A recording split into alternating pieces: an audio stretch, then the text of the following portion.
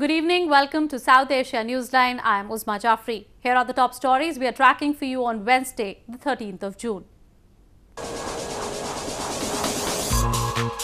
4 security personnel killed in Pakistan firing in India's Jammu and Kashmir.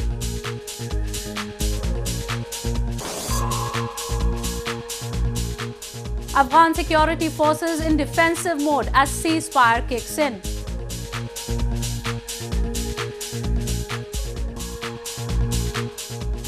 And at least 12 killed as first monsoon rains hits Bangladesh.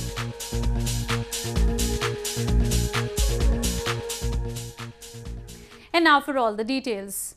4 Indian border security personnel were killed on Tuesday in a ceasefire violation by Pakistan along the border in India's Jammu and Kashmir province. The incident came despite top military officials of the two countries agreeing last month to implement the ceasefire pact of 2003 to observe ceasefire along the working boundary.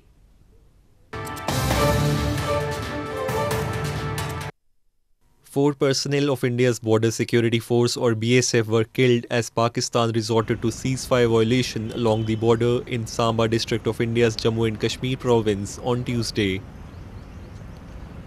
Senior BSF officials said that Pakistan Rangers and the BSF had recently agreed to ensure ceasefire along the international border, but the Pakistan violated it by initiating the cross-border fighting.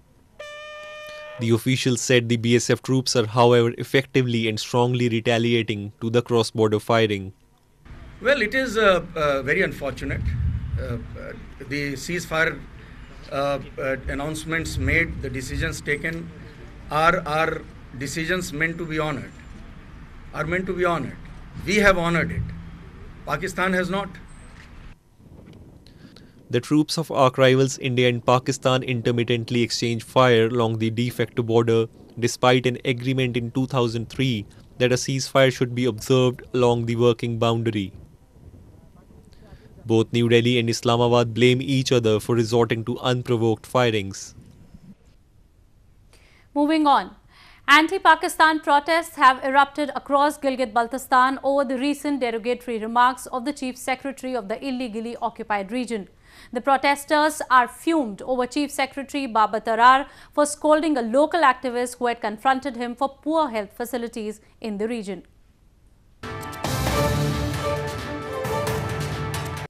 Protests have erupted in Gilgit-Baltistan after a video showing Chief Secretary Babar Tarar scolding a local activist went viral on social media.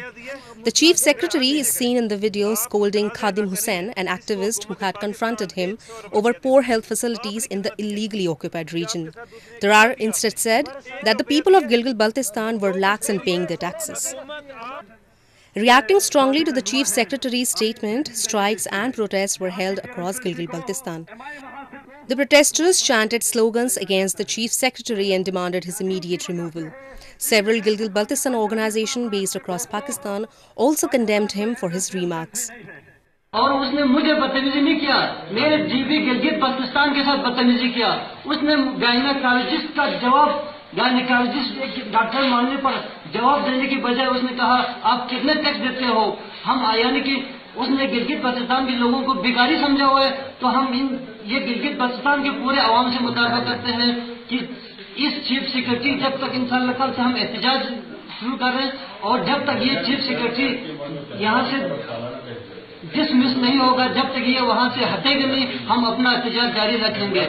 Gilgit-Baltistan, a part of the erstwhile Jammu and Kashmir province of India, was annexed by Pakistan more than 6 decades ago. The illegally occupied region has been paying all indirect taxes to the Pakistani government. They blame Islamabad has been earning in billions from Gilgit-Baltistan in lieu of tourism taxes, resources and trade with China. However, the region has still not got any constitutional representation. In news from Afghanistan. Afghanistan's national security forces are in a defensive position as the government's ceasefire with the Taliban has come into effect.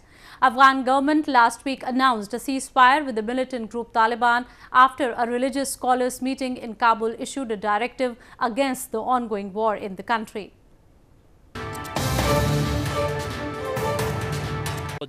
As government ceasefire with the Taliban comes into effect, Afghanistan's national security and defense forces are in a defensive position opposed to being on the offensive. Afghan President Ashraf Ghani last week announced a ceasefire with the Taliban after a meeting of religious scholars in Kabul issued a directive against the ongoing war in the country.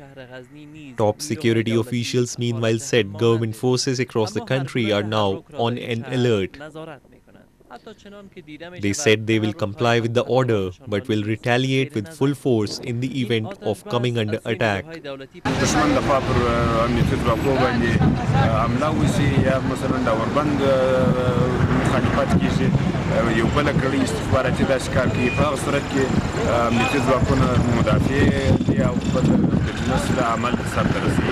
The ceasefire officially came into effect on Tuesday and will continue to the 5th day of Eid al-Fitr, that is till June 19. اطلاعات ما ابلاغ شده که آتش بس از طرف ما است، یک جانب از طرف ما و در پهلوی شام به تمام قطعات ما احضارات درجه اول داده شده که نشه خدای نخواسته در کدام ساحه دشمن دست به تحرک بزنه که طبعا اینا آماده دفاع باشه. The Taliban has also announced a ceasefire on Saturday for the first 3 days of Eid. The announcement brought renewed hope for the resumption of the stalled peace process between the Afghan government and the militant group. Taliban's ceasefire, however, does not include the foreign forces. More on news from Afghanistan. Death toll in Afghanistan's Kabul suicide bombing has risen to 17, confirmed the country's Rural Rehabilitation and Development Ministry on Tuesday. The incident took place on Monday after a suicide bomber detonated his explosives at the entrance to the ministry in capital Kabul.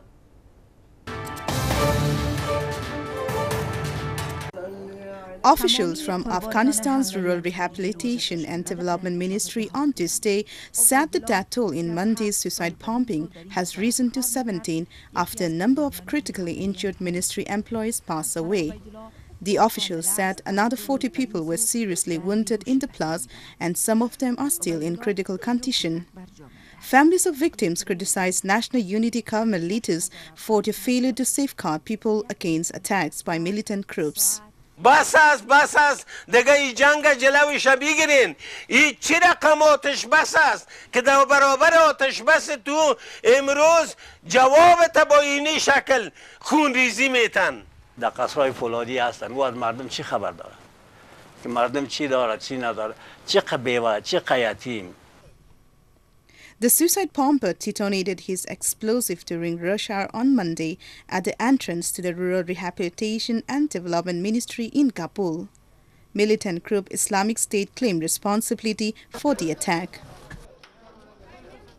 Moving on to news from Bangladesh. The first monsoon rains in Bangladesh have killed at least 12 people so far, including 2 Rohingya refugees who have fled a military crackdown in Myanmar. The Bangladesh Meteorological Department has said there is a possibility of more rains that could trigger further landslides in the country.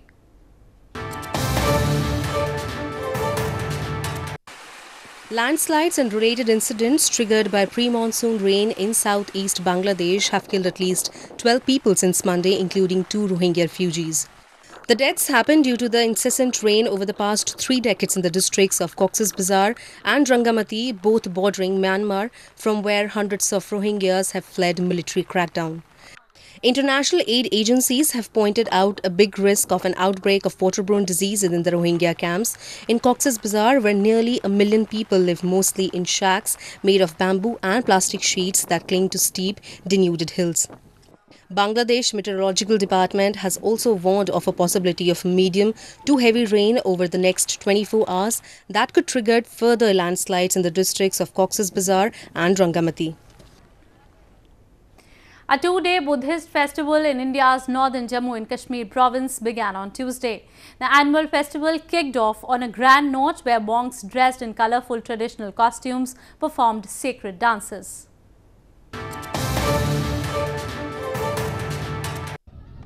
A 2-day annual Buddhist festival began on a grand note in one of the most ancient monasteries in India's northern Leh town on Tuesday. As part of the festival, monks dressed in colorful traditional costumes performed sacred dances and rituals wearing masks representing the curtain deities. ये एक religious festival है, धार्मिक festival है, तो इसमें 2 दिन में लामा लोग को पहले यहाँ पर 10 दिन से ही पूजा करते आ रहा है। उसके बाद आखिरी दिन में वो यहाँ पर जो देवी देवताओं के जो मास्क पहन करके उसके जो डांस करते हैं। Well, I came for the festivals. Yes. What did you feel, Naim? What are you saying about this? Festival is very nice. Very nice. Yes. Nestled in the Himalayas and home to over 150 monks, Lama Yuru Monastery is one of the biggest Buddhist monastery in India. It was built by Indian Buddhist scholar Mahasiddharacharya Naropa in the 11th century. A 15-day training camp for Hindu priests in India's southern Tamil Nadu province began on Tuesday. The workshop has been a tradition in Rameswaram town of the province for the last 29 years to make sure the rituals and prayers are performed correctly by the priests in accordance to Hindu religious books.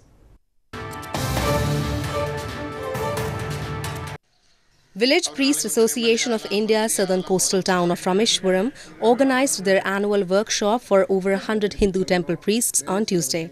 The 15-day workshop has been a tradition for the town for the last 29 years to make sure that the rituals and prayers by the priests are performed correctly in accordance with the Hindu religious books. Around 150 participants took part in the training camp for the temple priests from all over the province. ராமகோயில் பூஜாரிகள் பேரவை சார்பாக கடந்த 29 ஆண்டு காலமாக பயிற்சி முகாம்கள் கிராம பூஜாரிகளுக்கு பயிற்சி முகாம்கள் நடத்தி கொண்டிருக்கிறோம். இது 40வது பயிற்சி முகாம். இன்று பயிற்சி முகாம் தொடங்கப்பட்டது. The priests in the town who have been holding the workshop say just like a driver needs his license to drive a car, a doctor needs his qualification, a temple priest also needs training. A competition of reciting the Muslim holy book Quran was recently held in India's northern Jammu and Kashmir province. The event aimed to aware people about the right method of reciting the Quran and was specially organized in the ongoing holy month of Ramadan as Muslims during this time of the year try to engage themselves in religious activities.